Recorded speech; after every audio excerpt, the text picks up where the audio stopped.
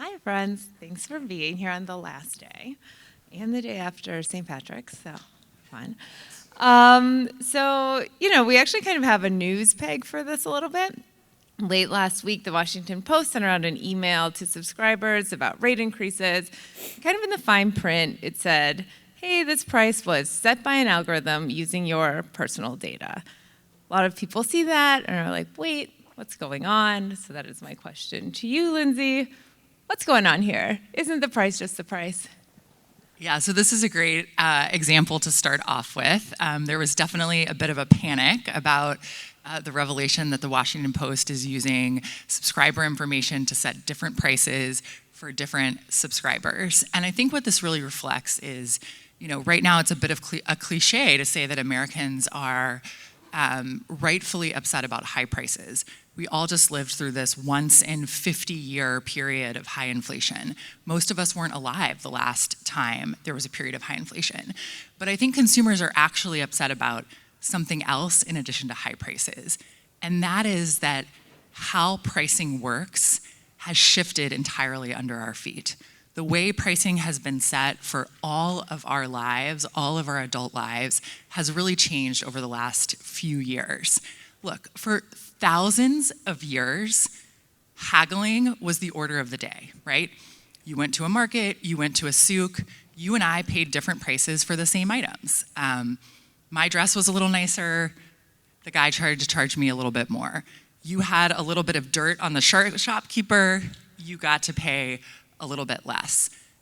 This is how things worked. It was, arguably quite inequitable. In the US case, it was actually the Quakers who said, we don't really like haggling. They had strong religious and moral convictions around this. They said, hey, every man is created equal under God. Every man should pay the same price at the checkout counter. They eschewed haggling, got rid of it, and started instituting what we have been living with for nearly 150 years, which is sort of a standard, fair, transparent price. So if you and I went to a Quaker marketplace and bought a pound of apples, we'd both pay the same price.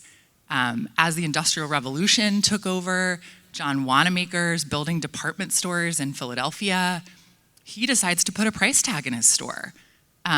He also was a religious man, deeply influenced by the Quakers, but he also saw the business case for the price tag. Haggling takes a lot of time. And he wanted you to get your lipstick and your pantyhose and your pound of sassafras candy or whatever you were buying in the late 1800s and get out of the store. So that has been with us for nearly 150 years. And all that is changing as commerce moves online and as companies increasingly dig into our personal data to figure out how much we're willing to pay and to use that data to set pricing. So I think Americans are rightly upset about this. The Washington Post case, I think, is really the tip of the iceberg. Just to say, and maybe to break a little news here, it's not just the Washington Post. If you read your New York Times privacy policy, you will learn, if you're a subscriber, that they collect all sorts of data about you to set their subscription prices, including all of the information in gameplay, not limited to the word you play in Wordle. I'll leave it to some of the better technologists out there to understand how my first word choice in Wordle, what it suggests about me as a consumer. What is that first word? I like adieu. Who what? Adieu. Adieu? The French word. Adieu. I adieu, yeah. I thought it's a French word. It has a lot of vowels in it. Okay. You're definitely getting gouged. You're totally getting gouged. That's a big word. It gets you. You're going to get stuck with a big It's price. a fancy word. It's I think, fancy. the real issue for me in the New York Times is I'm totally hooked on the recipes. So they know that I'm going to get the full bundle, pay top dollar, all of that. But yes, I think the Washington Post is really the tip of the iceberg. What's happening more broadly is the way pricing has worked for all of our lifetimes is completely changing. So, I think a lot of us know about dynamic pricing, right? If I am, flying out here and I book at the last minute, it's going to be higher than the guy across from me who was smart and booked 3 months ago. But like, are we talking about dynamic pricing? And Lindsay, I do want to go back to you about like, if you could tell us about, I guess, like the Instacart experiment that you guys did recently, because we kind of think like that wasn't about supply and demand, right? It was something else. Yeah, dynamic pricing is sort of a classic pricing model used to ration scarce resources by ability to pay, right? So there's fewer items, you're gonna pay more. There's a glut of items, you're probably gonna get a discount. What's happening now is really not the same thing as dynamic pricing. Increasingly, companies are varying pricing according to a whole host of characteristics that have nothing to do with managing scarce resources.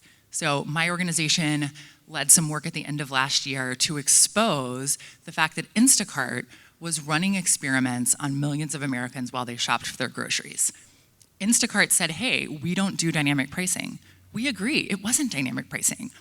They were just basically using the American grocery shopper as a lab rat in an experiment to test how much we'd be willing to pay for every item in our grocery cart, how much we'd pay for deli meat, how much we'd pay for a box of pasta, how much we'd pay for peanut butter. And those experiments were not about managing scarce resources. Kroger wasn't running out of pasta, Target wasn't running out of wheat thins. Those experiments were really about figuring out the exact maximum we could pay for an item before we took it out of our cart or we closed the Instacart app altogether and walked to the grocery store or drove in our car to the grocery store. So what we're seeing now goes well beyond traditional dynamic pricing that you may have learned about in Econ 101 in college. This is sort of high frequency pricing, pricing experiments, and this really dates back to a period of time in the 70s and 80s when pricing consultants and pricing technology started to advance, and companies got more and more sophisticated at not only pricing based on how much it costs to make something, but more sophisticated in understanding our willingness to pay for any given item. So I also want to talk about, we've been talking about this a little bit, right? Like surveillance pricing, the idea that company knows a lot about me and therefore they charge me a special price just for me. Alvaro, can you tell me a little bit about surveillance pricing and kind of like what companies glean from us, like what we know about it? Because they all kind of say the same thing, right? Like, we don't actually do this, but it certainly seems like a lot of them do. Yeah, I think the analogy I want to make it something that we can wrap our heads around is to a feeling and an experience pretty much everyone in the room has had. So I'm pretty confident almost everyone in the room has had the feeling where it's like the end of the night, you look at your watch, you look at your phone, you're like, okay, I got to go to bed, right? And you open up your phone, and then you're like, I'm going to go check Twitter, Insta, TikTok, whatever, and then you open it up, and then like 30 minutes later, you're like, I have no idea what just happened with this time. I see no nodding. Am I the only one? Okay, got it, okay. So all of us understand that is this end product of just bananas constant A/B testing of the social media companies where they figure out, oh, if we use this shade of blue, it'll hold them a little longer. If we do sad, happy, then it'll keep them a little bit longer. Whereas if we do sad, happy, they'll leave earlier. And so that whole process is coming to pricing. And I think their response to you, Lindsay, is so telling. So the fact that Lindsay's team figured out that Instacart was basically charging one person $4 for a dozen eggs and another person $4.70. And Instacart said, oh, we're not individualizing these prices. We're not doing dynamic pricing. We're just trying to brute force figure out how much people can pay for it. And so you ask, what are they tracking? How are they tracking it? I think the answer is we don't really know. So a decade ago, there were these little glimpses of it. So there was a researcher named Ashkan Soltani who figured out if you bought something on a Mac, your flight would be priced higher. There's other research showing that if you are asking for an Uber, your battery's low, you're going to get charged a higher fare. But what I would suggest, Emily, is that we maybe not get as stuck is the wrong word, but focus as much on exactly what they're tracking, but rather collectively wake up to the fact that those same brute force attacks that Facebook did on our brains and our kids' and teens' brains to get them hooked to social media, that all the other social media platforms then said, hey, me too, is now coming to pricing. And like you said, Lindsay, I think that violates a basic sense of what we think is right. We have a sense that, apparently, I didn't know this about the Quakers, gives me another reason I like the Quakers. I didn't know that, but I do think that you have something basic, a moral expectation that a price is a price that'll be offered to everyone, that these companies are taking advantage of to just try to extract as much profit as humanly possible. So kind of to close out this part, I want to talk about, I guess, what a lot of us would think of stuff that's like just obviously bad. The price gouging, right, and collusion. Doha, when you were at DOJ, you guys looked at RealPage, right, which is actually, I think, based in Texas. So can you tell me a little bit about what you found with them and what they were up to in terms of, I guess, landlords kind of colluding against their renters? Yeah, so RealPage was a case that we filed when I was at the Antitrust Division of the Justice Department. And that case was about an algorithmic product that was sold by a company called RealPage to some of the largest landlords in the United States. And the product essentially asked landlords to input very granular data down to the lease terms about apartments that were available. Competitively sensitive, how much the apartment was being let for, square footage, amenities, occupancy data, seasonality, and this was being done for millions of apartments across the United States. And this was also being done across a range of alleged competitors. And in turn, RealPage was spitting out recommendations for how much the apartments should be let for. And there were really extraordinary sort of like logic built into these recommendations. And the point was to maximize pricing, right? There was target occupancy, and this is all alleged in the complaint, which is publicly available, that was intended to resist rent decreases. There were market seasonality features that were intended to adjust prices based on future supply. There were auto shutoff features that made it seem like units were not available, even though they were, to make sure that landlords retained price control. They increased context windows to make sure that it looked like landlords were competing with buildings over 100 miles away. I don't know about you guys, but I don't typically look at buildings within 100-mile radiuses, just to make sure that if a building was in the top of the rental range, that they still had room to go higher. And they also managed frictions to make sure that if a landlord was inclined to go down or hold a price steady, that they didn't reject the recommendation to go higher. And so this was really extraordinary. And what the Justice Department did was allege that this was essentially collusion in the modern era, right? So the antitrust laws, we got our first one in this country way back in 1890. And what our reasoning was that this is just replacing the old smoke-filled room, and that this was substituting an algorithm for what humans used to do. And in fact, this was at least as dangerous, if not more dangerous, because algorithms, in fact, solve for a lot of the speed bumps and are able to discipline cheating and cartels that used to make it harder to maintain cartel behavior.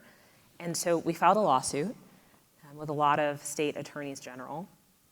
And later, when I was the acting head of the Antitrust Division, we amended the lawsuit to flip a cooperator, which was very exciting, and added a bunch of landlords to the lawsuit.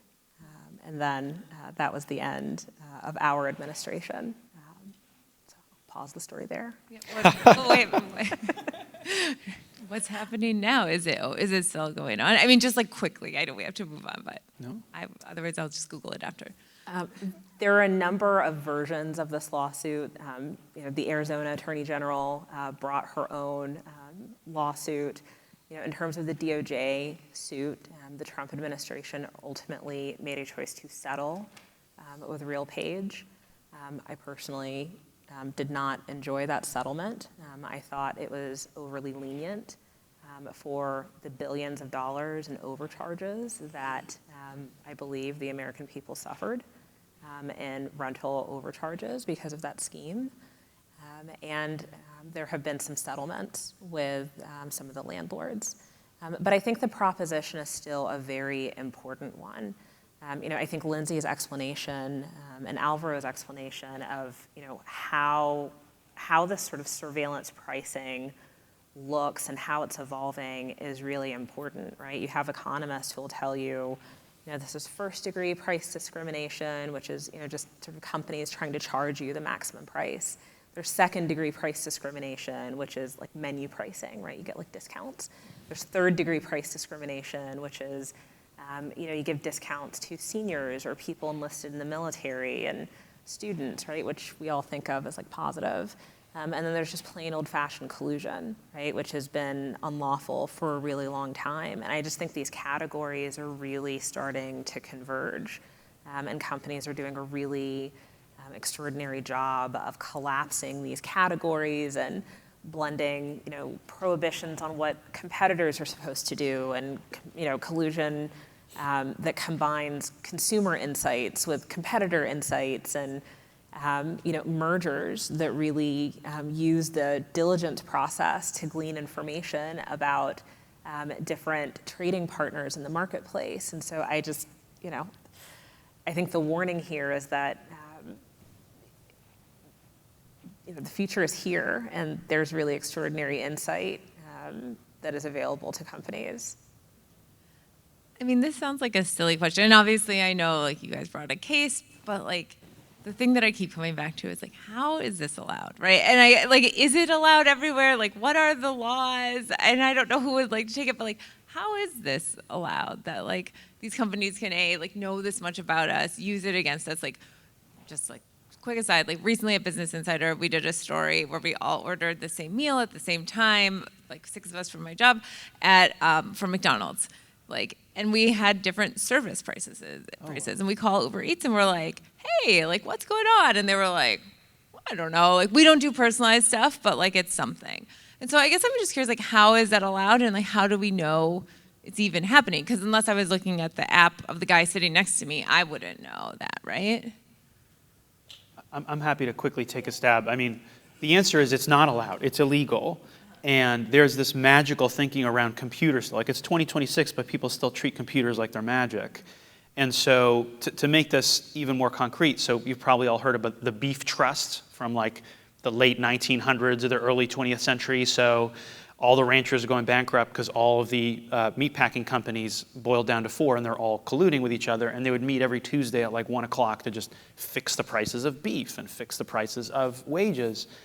And so these guys now do this thing where they're like, oh no, like instead of meeting at a table on Tuesday at 1 p.m., like the table is an algorithm. And they're like, so it's okay. And it's not okay. And the reason RealPage settled, even though they got off easy under the Trump administration, is it is very obviously illegal. Now, could we have even clearer laws overtly banning that, like we have in, I think Colorado's pushing forward a measure, California has a measure? We could, but I think that the strength of the case that Doha and her colleagues made is that it was just saying, hey, collusion is collusion, even if there's a bunch of ones and zeros, as opposed to some smoky back room like in an office in Chicago. Yeah. I mean, I guess like, going back to the story that we just did, like one of my colleagues who's like a little bit like friendlier to companies was like, this is just how business is. Like, this is business. I don't get why this is a big deal. Obviously, the point is like, I charge you as much as I can, and like you accept it or not. And like, and if you don't like it, you don't get the Big Mac. So I guess I'm curious, like, what do you say to that, kind of to play devil's advocate, which a lot of companies and even like certain economists are like, this is just how it works, and like, yes, there's a computer here, but like, deal with it. Sure, I can take a little bit of this one, and I'm really curious what Doha thinks here too. Look, I think there are a couple of things to say here. The first is, in addition to the law, in theory, markets are supposed to work in our favor. Competitive markets are supposed to work in our favor to bring prices into an equilibrium. And that works through competition, right? So one company charges way in excess of what it costs to make an item. Another company should be able to come in, offer the item at a cheaper price, undercut the first company, and there should be some competitive pressure in the market. Consumers who maybe like the lower price should flock to that company, and this should create some downward pricing pressure. So setting the law aside for a minute, those types of market forces are increasingly eroded. We don't have a lot of competition in key markets. Alvaro mentions meatpacking, where there's very little competition, 4 major players. But also, as consumers, it is hard for us to exert that kind of downward pressure on pricing by voting with our wallets, because increasingly we have no idea how to comparison shop. How do I know if I'm getting a price that's too high and I want to seek out another offer that's lower if I actually have no idea what the price is going to be from 1 minute to the next? If I have no idea what the reference price is going to be? When we did our Instacart study, one of the things that the company said back to us is, well, actually most shoppers get the reference price. And it was such an interesting response, because of course our response back was, well, we would love to know what the reference price is for groceries, right? Who's getting the high price, who's getting the low price, who's getting this theoretical base price or reference price. But it is increasingly hard to comparison shop when you don't know what the price is from 1 minute to the next. And so I think a lot of the pressures that could be coming to sort of use the market to discipline excessive pricing aren't really possible in the modern economy because of lack of competition and because of some of these information asymmetries where consumers actually can't vote with their wallet either. I just think as a baseline proposition, markets exist to serve people and people don't exist to serve markets. I really worry about a regime in which we accept tyranny as just like a normative proposition. I mean, the people who gave us our first antitrust laws, which by the way, were passed unanimously in the House of Representatives and 51 to 1 in the Senate, right, understood this basic idea. And I would also say these issues are not partisan, right? If people cannot count on basic fair treatment in the market, it does lead to tyranny, right? It just erodes their basic expectations about being treated with dignity everywhere else, right? Some of the biggest proponents of these ideas are not,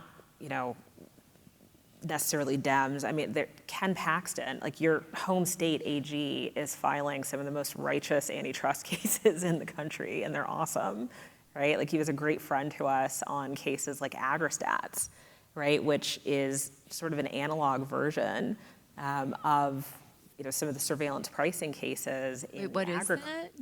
AgriStats is a case that is actually headed to trial in May, and it is about a company that essentially organizes meat processors and collects information in many of the same ways that DOJ alleged RealPage collected information, but it essentially cleaned the data into,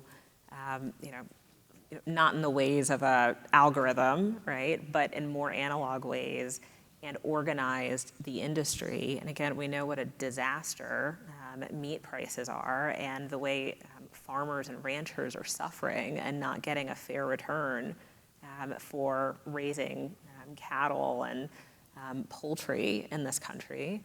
And Texas was litigating shoulder to shoulder with the Biden administration in this case. So, I think there is a basic theory of, morality in markets, and I think it's okay to just say there's a moral economy here. Yeah, it feels yucky for, to say a little bit shorter. I was talking to somebody recently who was like, yeah, every time I order DoorDash, like me and my boyfriend go to place the same order to see like who gets a better deal. And like, it's crazy to be doing that. Like, you should just, order whatever you're ordering. To move a little bit beyond, prices. I know, Alvaro, you've worked quite a bit on the surveillance issue from the consumer front and also from the worker front, right? I was curious if you could just talk a little bit about when you were at the FTC, you guys went after care.com, right, for kind of tricking caregivers. Could you just tell us like what you guys did, what they were up to, and how that went? Absolutely. So care.com wasn't necessarily like a surveillance wages case, but it did for me spell out why enforcement is so important and why we need to flip on its head this idea that, oh, these are tech companies, therefore we need to pay less attention to them. Transparency is less important. So real quick, care.com is where you go to either provide childcare or get childcare. Could be a babysitter, could be a nanny, could be someone to help you actually take care of an elderly person in your life, yourself, etc. So what we figured out at FTC and what we alleged was that, and I actually lived this. During the pandemic, we needed to hire someone to help take care of our kids. We had 2 kids under 2. My wife and I were both working full time. We tried it for way too long. Then we realized we needed help. And so when you go on care.com, you don't realize it, but you give a bunch of information. Hey, they say, why are you here? And you say, oh, well, I'm looking for care for a kid. And it says, all right, well, how old are your kids? You give that information, great. And then you get access to the platform. What you don't realize is that you have created what they structure to look like a job ad to anyone else who's coming on the site. And so you might think, well, Alvaro, why do you think you're on care.com? You need to hire someone, so why is that bad? The reason that it's bad is that because if you have that login, you're not allowed to communicate with anyone who applies to that job. So what care.com, we alleged, was doing is that it would trick people into joining, what would get you to join the site as someone who wanted to hire someone. It would create a job profile on your behalf, usually without you knowing it, we alleged. And then it would lure in all these folks, working people who wanted to provide care to the site by saying, oh, look at how all these people that are looking for jobs right here in Colorado Springs, right here in Bethesda, right wherever, and not disclose to the people who are applying for those jobs that a majority of the people had no way to even communicate with them once they applied for the job. And so the lesson for me from this is what you hear from so many companies, again, it's that magic computer dust. They say, it's not, we're not colluding, it's an algorithm. And AgriStat's like, we're not an algorithm, but we're like a company that processes data, cleans it up, Similarly, here with care.com, and you see this pattern with Airbnb and Uber, et cetera, where they say, we're not a hotel company, we're a tech company. We're not a cab company, we're a tech company. And so with care.com, if these guys had a brick and mortar storefront, anyone who wanted to get hired by them would be able to go and look and see like, oh, there's nobody here. This place is totally deserted. Whereas since they're a tech company, they're able to say like, oh, here in Colorado Springs, we have 186 jobs ready to go right now. And you have no idea that actually that's maybe 40 jobs. And the last time those people logged on to check their jobs, half of them was 6 months ago. And so half of those folks aren't even on the market. And so care.com, that's a slice of it. I would say that with Uber and Lyft, we were talking about it a little earlier, that is another market where wages are set for people without their knowing it. It may depend, one pattern you see this morning, I visited a friend, just had a baby, wanted to say hello, got in the car. My Uber driver said, hey, what are you here for? And I said, this panel. And she said, well, what's that about? And I said, well, actually, have you noticed a thing where when you just got on, you get offered great fares, but the longer you're on, the fares get lower and lower? And she's like, yeah, actually, I have noticed that. So across the economy, but especially on these gig platform apps, you see little things where they'll lure you on, and then for whatever reason, as you become less attractive to them, or they know you're going to keep coming back, the wages go down and down and down. So this isn't just prices you pay at the supermarket, it's also the paycheck you get at the end of the month or at the end of the week. Right. And then if you're the rider of Uber, like you're having the opposite experience, right? Where you're like, well, this sucks. This used to be cheap. Right. So I did want to shift a little bit here and just bring up something that Doha before, this panel we were talking about loyalty programs. It might surprise people because I do think a lot of people, companies will say, okay, like maybe you don't love surveillance pricing when it's surge pricing, but you actually think it's cool when you're getting a discount. Like you think it's neat when it's happy hour. And I think a lot of people will kind of join a loyalty program thinking, I'm definitely going to get a discount here. This is going to be a good deal for me. Or, I've been a longtime customer, and that's kind of like the agreement that we think we're making. But that's not true a lot of the time, right? If you're a loyal customer, it actually is worse for you in the long run, or how does that work? Yeah, so love a loyalty program. Love a loyalty program. You think it's just the digital version of the coupons you used to get at the grocery store, like you used to sign up, the little like value shopper cards. Alas, that is not the case. So they are data harvesting machines. Sam Levine and Steph Wynn produced a really fantastic report earlier this year that did a really fantastic survey of what many of the most well-known loyalty programs were doing. And essentially their findings were that they track a lot of the buying, searching, and essentially like consumer practices of people who sign up for loyalty programs. And they track 3 distinct phases of the loyalty sort of life cycle. So first is the hook, right? They entice you usually with a good deal. You sign up, let's say you get 10% off your purchase for the whole day, 20% off your purchase for the whole day.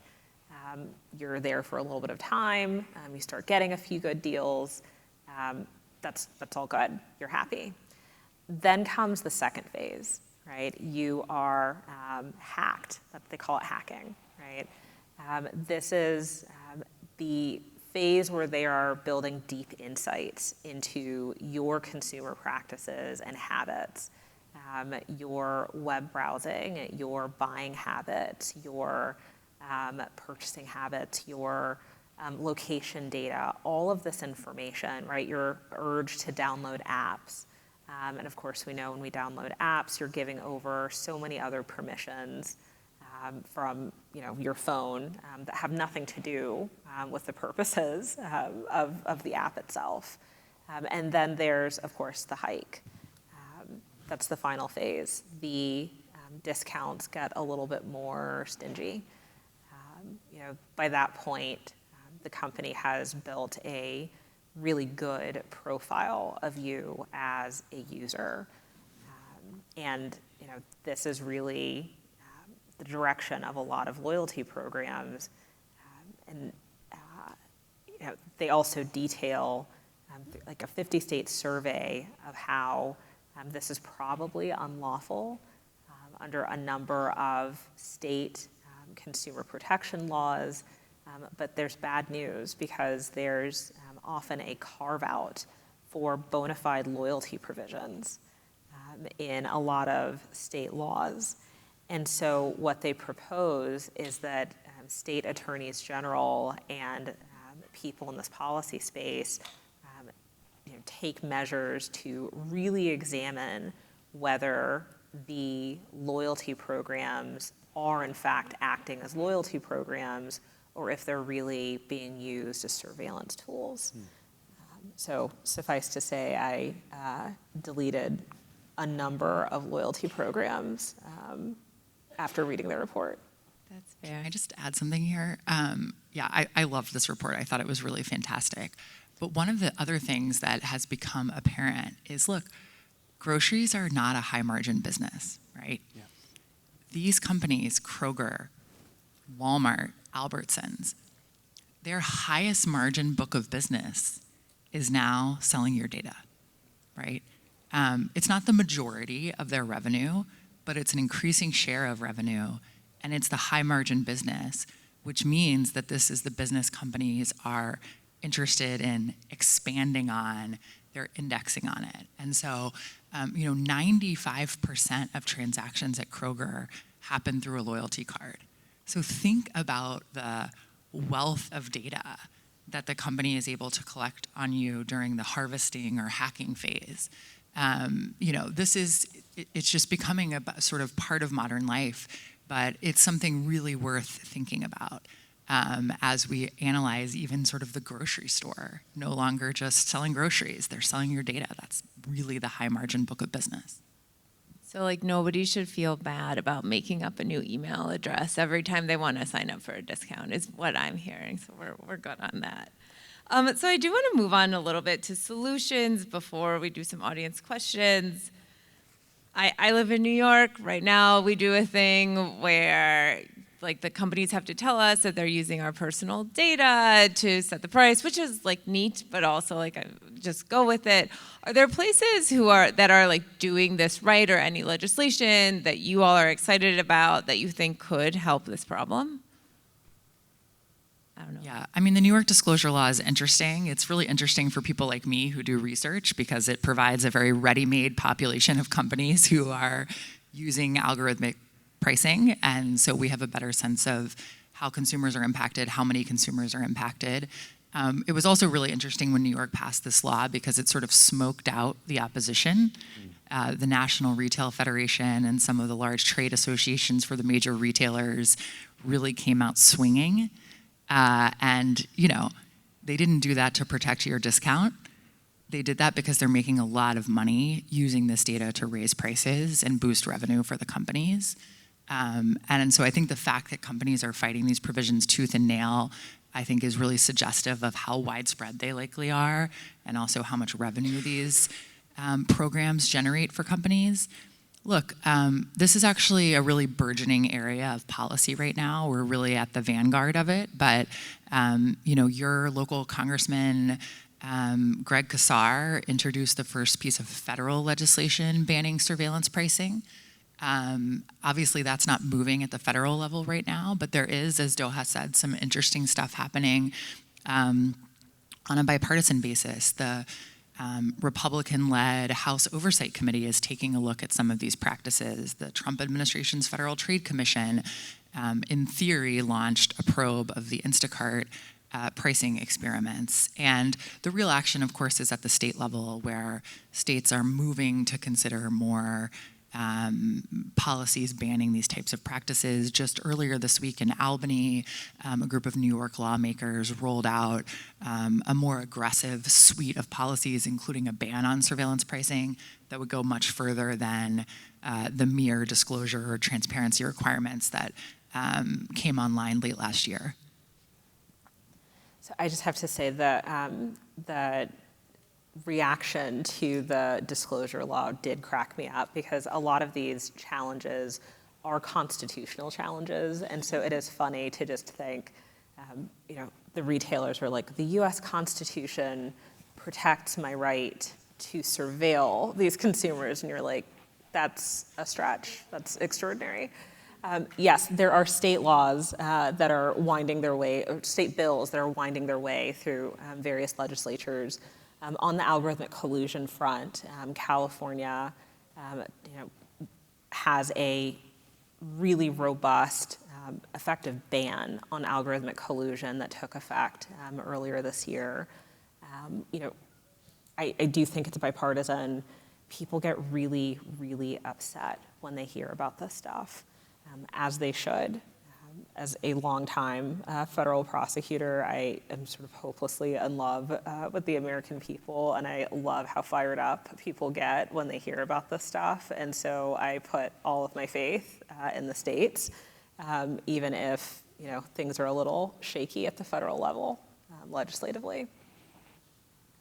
I mean, would any of these laws mean that like the discounts go away for people though? Like I'm just like curious. Like, would that mean like if you can't kind of do as much maybe dynamic or surveillance pricing or whatever, like my discounts would go away?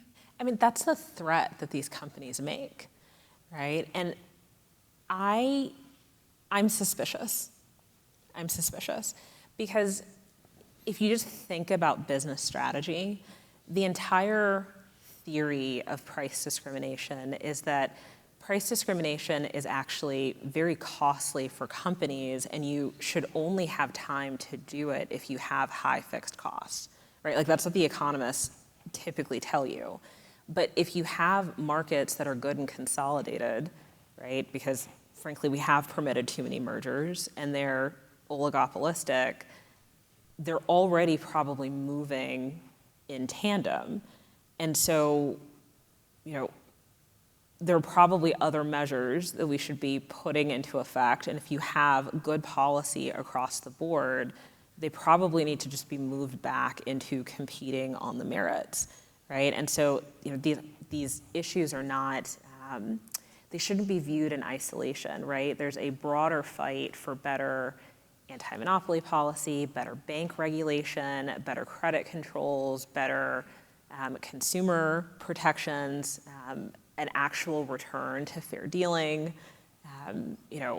elimination of prop betting and online gambling, and elimination of just a lot of pathology that just is destroying markets as we know them. And so I think this is part of just a broader fight that I think makes these very lame threats the companies are making a lot less plausible. All of the legislative efforts also allow for broadly applicable discounts, right? Nobody is coming after your early bird special.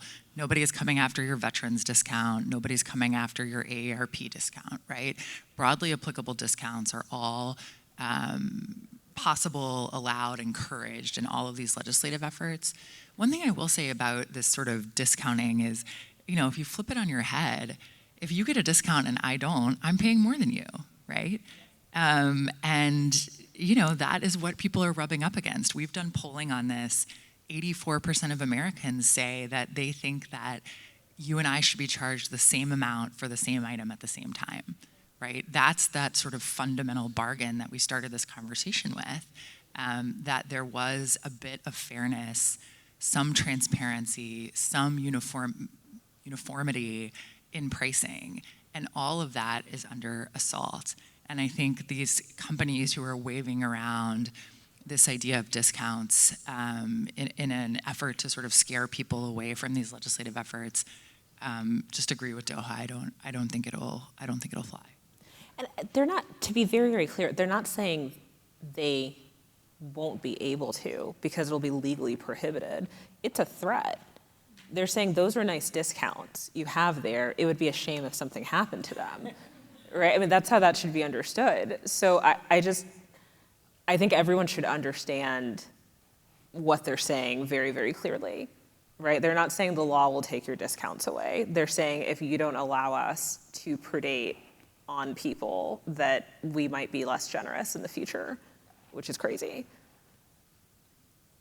And I guess, Alvaro, I'm curious, A, if you have thoughts on this, but also I realized I didn't ask you what happened with the care.com case. Like, there were checks that went out, right? I think there's checks in the mail, yes. What I was going to add to the conversation we just had is, you said, what's going to happen to my discounts, please? I think that's what you said. Right now, you don't know if, to use the groundwork study that Lindsay's team did, you don't know if you're the consumer who's getting $4 for the eggs or $4.70 for the eggs. Someday you're the $4 consumer. Other days you're the $4.70 consumer. And I think the alternative world that we could have is the world. Now, I've had various issues with Costco, so I won't use them as an example. But there's a Texas company called Mark Cuban's company, the Cost Plus Pharmacy, where they buy generic drugs at cost. They add a set percentage amount, and everyone knows that's what they're getting.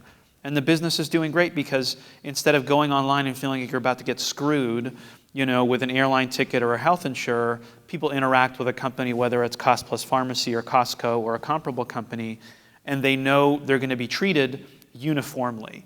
And I think that people, so we don't know whether we're getting discounts, and then also the feeling of not getting screwed and nickel and dimed in every transaction. I think it's going to be good to remember what that feeling feels like. So I guess last question. Only hope, I I'm sorry. I feel like other people had the discount question. Please, yeah, of course. No, I didn't mean it. It was a good question. But we've talked a lot about like legislation. I'm curious, like, what people can do. Like, I feel like sometimes I'm like, oh, maybe I should use like a VPN to look up my flight because then it won't know it's me. Like, is there anything that we can do as consumers to fight back while like this legislatively and maybe in a regulatory sense like works itself out? I have a quick one, which sounds silly, but I think is very valuable, which is just talk about it on social media. So I can't tell you how many times when I was an enforcer, I would just go on Reddit to just see, hey, what are people saying about this product? Or I would go to the Better Business Bureau, but Reddit often just nailed it. And I'll tell you, the other day I saw something, it wasn't exactly about what we're talking about, but someone was interacting with a United call service agent. I don't know if you saw this, call center agent. And she was talking to this agent, and the agent was just like unfailingly courteous and very prompt and had the answers to everything. And then she asked the agent, she said, hey, are you an AI? And the agent goes, oh, ha, ha, ha. A lot of people think that, but no. And so the lady goes, oh, okay, what's 258,031 times 116? And the agent's like, oh, that's like da-da-da-da-da-da-da. Like, how else can I help you today? It totally outed the agent as actually being an AI. And now I know I'm doing a little bit of work on this stuff, on replacement workers. Like, oh, I got to look at United now. And so never underestimate the simple power of like tagging a company on social media, posting about it on Reddit, because that stuff takes flight. And it is a way to alert the people. Yes, in addition, you should contact your local, your state attorney general, contact your local representative, but like just calling people out online, tagging them, is a big deal. And companies actually respond to it. And let me point out, Lindsay's study, they were able to show that some people are getting $4 for their eggs, some people are getting $4.70 for their eggs. It did not take a lawsuit to end it. It was just bad media coverage. And because, number one, all these executives are obsessed with their stock price, because, number two, their earnings turn on the value of their stock. They shut that stuff down. They stopped doing what Lindsay's team found, not because some state AG sued them, but because they had egg on their face, and they wanted to not have egg on their face. So I think calling people out on social media is a good thing. I know the New York Post ran like 1 million stories about the Instacart thing. New York Post, this was their favorite topic for about a month. Awesome. Okay, I want to take this question because I hate this question so much, because I really, really, from the bottom of my heart, do not believe that it should be every consumer's job to beat the bot. I know that's what we called the title of our panel. I do really think, as we've discussed, a lot of this is already illegal. It should be stopped. Some of this stuff is bobbing and weaving around existing law, and we may need some new laws to keep up. But it's a question that I get a lot when I talk about this. I'm writing a book about this. It will be out later this year. What's the title? It is a question that my editor released? has forced me to answer at length. The book is called Gouged, The End of a Fair Price, and what that means for your wallet. Available for pre-order. But look, until lawmakers catch up, until there is enforcement, there are a whole host of things you can do. And you've mentioned some of them. There are browsers that are better at protecting your privacy that you can use. You mocked one of my actual favorite solutions, which is I actually think turning these companies' experiments back around on them is a great way of figuring out the best price. So you log in, your husband logs in, you figure out who gets the better flight, and the person who gets the better price books the flight. Comparison shopping needs to shift. It is no longer enough to comparison shop across brands. You need to comparison shop within brands. You need to look at how much something costs in a brick and mortar store, how much it costs on the website, how much it costs if you're logged into the app. If you get price variation, take the lowest price. Look, again, I do not believe that our future should be experimenting with companies' pricing experiments to figure out when we're getting the $4 versus the $470 or $470. But like those are things that you can take on as a consumer to try to get around some of these practices. in-app purchasing is probably your worst bet overall. It's worse? It's more expensive to go in-app? I mean, frequently. It's just that they right? have so much of your data. That They have sucks so bad. so much. Yeah, you're trading convenience for. No, but it's like I downloaded your app on my phone because I like you, and you're screwing me for it.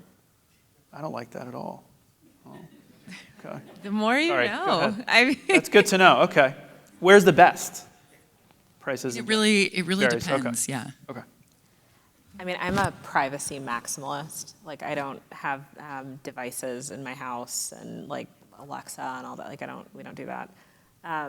Privacy-focused browsers, Proton Mail, no ad personalization, turning off device level tracking, not filling out optional fields and all of that stuff. Protecting kids, ed tech is a disaster. All of those things I think really matter, but I just hard to underscore what Lindsay said. Nobody has time to do all of these things, right? Like it just, going to war every time you want to do something is just not a sustainable option. But I do think there are certain awesome state AGs and enforcers who are thinking about these issues. They're filing great lawsuits, and I think over time there will be precedents that get built up that make it much harder to continue these practices, especially as the liability regime changes, right? Because every time as markets change, it's an opportunity to do like a organic read of statutes, right? Like there are cool lawsuits in the employment space where there's lawsuits against Workday, lawsuits that essentially are using the Fair Credit Reporting Act to go after companies that are building profiles of people and their suitability for employment unbeknownst to people, potentially locking folks out of the workplace, which is crazy. It's really hurtful to people. Those things really matter. So. well, I guess now we can open up if anybody in the audience has any questions, and then I think I will give you my microphone. I'll go. Mic is weirdly the low. microphone's there. Okay. There you go. I'll just Okay. take this Okay. Oh, great. I didn't see it. It's little. Yes. Okay. I'm sorry. I'm You gotta so sing a excited song. for y'all to be Yeah. here. It's like, and I guess I'm just looking for more solutions. So like you were saying, like just the things that we can do on the regular. So like I use a VPN all the time. I read the fine print for all of these different things, request my data to be deleted, always check out as a guest, like all these different things. But it just seems like everyone is making money off of my data except me. And so on the other hand, I have a lot of friends, and even my wife at this point sometimes, because she worked in data analytics, is like, oh no, it's just a lost cause, you have to give that up. And I refuse. So every chance I get, I'm trying to opt out of this, because disclosure is one thing, but I'd rather have the opportunity to opt out. I don't want to be a part of your system. Like even the credit agencies, I have great credit, but I never asked to be tracked like that.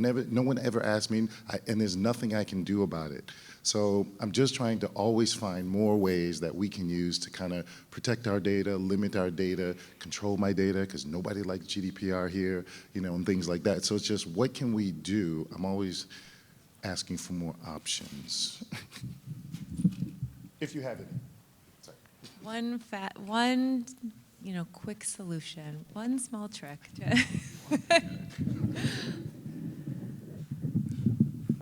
Anybody have it? I think you heard a lot of them that Doha ticked through.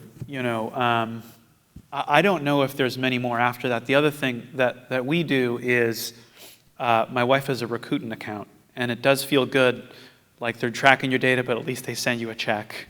At least you get like $70. So that's another one that we do. But I think you named most of them. One thing you can do if you're just sort of like interested in understanding the footprint and what kinds of information companies have on you, in I think 13 states now, and I'm not going to be able to rattle off all 13, you can file a DSAR request. So this actually came up in the context of the study that Doha mentioned, because a reporter who was interested in covering the study about loyalty programs and how they're harvesting your data filed a DSAR request to learn with Starbucks to learn about his in-app purchasing at Starbucks. And he was able to see, because they sent back, because they were required to by law, all of the data that they have on him, which included, this is a Washington Post reporter who had quite a predilection for coffee, right? So the data was extensive, right? A lot of, needed caffeine to keep your job. And he saw the discounts that he was being offered and the promotions that he was being offered just steadily erode over time, right? And he was getting fewer and fewer and fewer deals as Starbucks had him pegged as someone who was gonna pony up for his coffee no matter what. And so I actually think if you're interested in sort of understanding more of the footprint of the data that companies collect on you, I think a DSAR request in certain states is a really interesting possibility. The loyalty doesn't go back the other way. No. Companies know. We only have about 5 minutes left, but I assume we can go over just a smidge. Okay. Yeah, so sorry. Hi. Well, I wanted to say thank you. This has been really informative. And I work in academic spaces, so I've been noticing throughout South by the real contrast between how things like privacy and protection are in academic research versus in these more commercial spaces. And one thing that had occurred to me is when you're getting consent from humans to participate in some kind of research study, they have to provide informed consent. And part of that is providing plain language descriptions of what's going on. Do you see potential to push that kind of plain language rather than a lot of the legalese that we see in these privacy agreements as a potential avenue? So interestingly, one of the same authors that did the loyalty trap study is actually, I think both Sam and Steph are very critical of the notice and consent regime in privacy law, and I think have pushed for more comprehensive, sort of going beyond GDPR, beyond notice and consent. And so, my strong suspicion is they would say, that is a failed paradigm and something more comprehensive that removes the onus from consumers and shifts it to sellers is the way.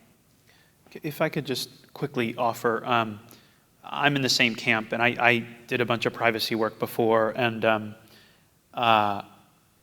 the issue is twofold. Number one, the companies have no incentive to do it right, and number two, you get overwhelmed. And so I think the way forward is tight use restrictions, just bright line rules. Thou shalt not use data for individualized pricing. Thou shalt not, etc. And actually, a long time ago, I feel like I'm extra loud. A long time ago, I had a student when I was in academia survey all the laws, and we discovered there was a purpose restriction with census data that they have all these restrictions on sharing, but also they say, this is a federal law. Federal statute says you cannot use this data in a way that will harm people, which is, from everything we could tell, unique in federal privacy law. Now, that has been violated, but it is a much bigger deal, and it is much more rare. And so having bright line rules around use and purpose, in my view, is the way to go, rather than just burdening people on like, you want what for why? That's what I think the future is. Thank you. This was very informative. I do have a question with regards to, we've been talking about business to consumer mostly here. What about business to business? I'm seeing a lot of people buying subscriptions on how different businesses are going after what they're buying and whatever, right? I mean, it's the same paradigm probably should apply, but I don't see a lot of that in the market or in the news. Also, I wanted to understand your thoughts about aggregated data or de-anonymized data. How does that fit into all of these legal laws and whatever you guys been talking about? So very mindful of time. One thing I've noticed is that businesses often are afforded more confidentiality and privacy protections.